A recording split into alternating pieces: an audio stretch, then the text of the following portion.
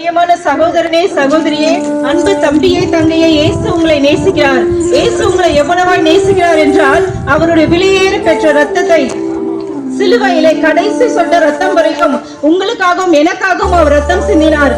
இயேசு ரத்தம் சிந்தினதற்கு காரணம் அவர் தப்பு பண்ணினார் என்பதற்காக அல்ல, அவர் பாவம் செய்தார் என்பதற்காக அல்ல. எந்த பாவமும் செய்யாத இயேசுவானவர், எந்த குற்றமும் செய்யாத இயேசுவானவர் உங்களுக்காகவும் எனக்காகவும் உங்களுடைய பாவங்களுக்காகவும் என்னுடைய பாவங்களுக்காகவும் நம்ம எல்லாருடைய சமாதானத்துக்காகவும் அவர் சிலுவையிலே ரத்தம் சிந்தினார். அந்த இயேசுவானவர் இன்றைக்கு உங்களுடைய வாழ்க்கையிலே சந்தோஷத்தை கொடுக்க, சமாதானத்தை கொடுக்க, நல்ல ஒரு வியாதியிலிருந்து விடுதலை கொடுக்க, உங்களுக்கு நித்திய ஜீவனை அளிப்பதற்கு அவர் ஆயத்தமா இருக்கிறார். இன்று யார் யாரெல்லாம் இயேசுவை நோக்கி, நான் தனிமையில இருக்கிறேனே, எனக்கு இவ்வளவு துணை இருந்தும், இவ்வளவு சொந்தம், இவ்வளவு உற்றார் உறவினர்கள் இருந்தும் நான் தனிமையில இருக்கிறேனே என்று உங்களுடைய இருதயத்தில் நீங்கள் எண்ணினால், உங்களுடைய இருதயத்தை பார்க்கிற ஒரு மனுஷனும் இல்ல, ஒரே ஒருத்தர் உண்டு என்றால் அது ஆண்டவராக இயேசு கிறிஸ்து மட்டும்தான். அவரால் மாத்திரம்தான் நீங்க இருதயத்துல என்ன நினைக்கிறீங்கன்னு கூட அவரால் புரிஞ்சுக்க முடியும். உங்களுடைய வியாதியிலிருந்து விடுதலை கொடுக்க இயேசு ஆயத்தமா இருக்கிறார். உங்களுடைய கடன் பிரச்சனைகளிலிருந்து விடுதலை கொடுக்க இயேசு ஆயத்தமா இருக்கிறார். உங்களுடைய கண்ணீரை துடைக்க, உங்களுடைய கவலையை போக்க எல்லாவற்றிற்கும் இயேசு ஆயத்தமா இருக்கிறார். அதற்காக நீங்கள் செய்ய வேண்டியது என்னவென்றால், உங்களுடைய இருதயத்திலே அந்த இயேசுவை நீங்கள் நம்பினா மாத்திரம் போதும். அவர் உங்ககிட்ட வேற எதையுமே கேட்கல. நீங்க இயேசுவை நம்பி, ஆண்டவரே நான் உங்களை நம்புறேன், இந்த வியாதியில இருந்து எனக்கு நீங்க விடுதலை தாங்க, உங்களை நான் நம்புறேன், இந்த கடன் பிரச்சனையில இருந்து எனக்கு விடுதலை தாங்க, உங்களை நான் நம்புறேன், இந்த தனிமையில இருந்து எனக்கு விடுதலை தாங்கன்னு சொல்லி, எனக்கு சமாதானத்தை தாங்கன்னு சொல்லி நீங்க இயேசுவை நம்பி நீங்க கேட்டீங்கன்னால் கண்டிப்பா நிச்சயமாக உங்களுக்கு அதை கொடுக்க அவர் வல்லவரா இருக்கிறார். பிரியமானவர்களே, இன்றைக்கும் கூட அநேகர் நிறைய பணம் வச்சிருப்பாங்க, ஆனா அந்த பணத்தினால அவங்களுக்கு சந்தோஷம் இல்ல. அநேக பணம் இருந்தாலும், பதவியில் இருந்தாலும், உயர்வில் இருந்தாலும் அதனால அவங்களுக்கு சமாதானம் இல்ல. சமாதானத்தை கொடுக்கக்கூடிய ஆண்டவர் ஒருவர் மாத்திரம்தான் இருக்கார். அவர் மட்டும்தான் இயேசுவானவர்.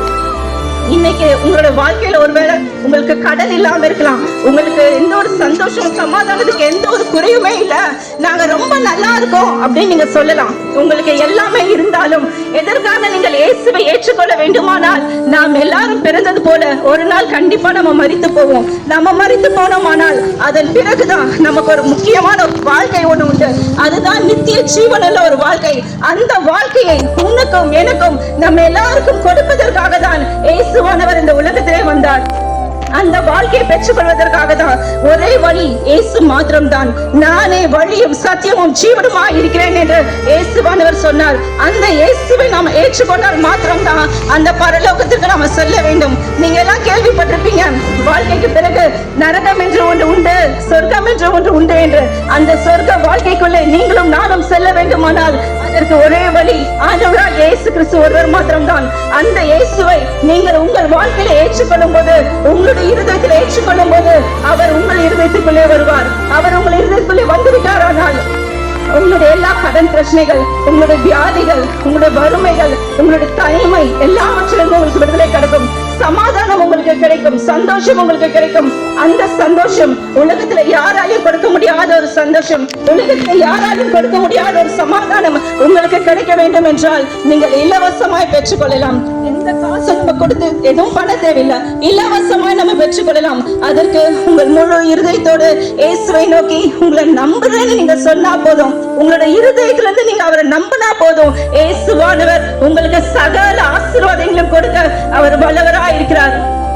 இப்பொழுதும் கூட உங்களுடைய இருதயத்திலே நீங்க எந்த இடத்துல வேணா இருக்கலாம், உங்களோட இருதயத்திலே நீங்கள் இயேசுவை பார்த்து, ஆமா ஆண்டவரே உங்களை நான் நம்புறேன் அப்படின்னு நீங்க சொல்லி பாருங்களேன். உங்களோட தனிமையில இருந்து உங்களுக்கு விடுதலை வேணுமா, எனக்கு விடுதலை கொடுக்க உங்களால முடியும் அப்படின்னு சொல்லி உங்களை நம்புறேன், எனக்கு இந்த காரியத்தை செய்யுங்கன்னு சொல்லி நீங்க இயேசுவே என்று சொல்லி நீங்க கூட்படுவீர்களானால் கண்டிப்பா அவர் உங்களுக்கு அதுல அந்த சமாதானத்தையும் எல்லா காரியத்தையும் செய்ய அவர் வல்லவராய் இருக்கிறார். அந்த இயேசுவை நீங்கள் ஏற்றுக்கொள்ள ஆயத்தமா இருக்கிறீர்களா? நாங்கள் இயேசுவை ஏற்றுக்கொள்ளும், எங்களுடைய வாழ்க்கையிலே சந்தோஷம் சமாதானம் இருக்கிறது. நீங்கள் இயேசுவை ஏற்றுக்கொள்ள ஆயத்தமா இருக்கிறீர்களா? இயேசுவை ஏற்றுக்கொள்ளுங்கள். பரலோக ராஜ்யத்துக்குள்ளே பிரவேசிக்க ஒருவர் மாத்திரமே வழி. இப்பொழுது நாங்க இந்த இடத்துல இருக்கிறோம்.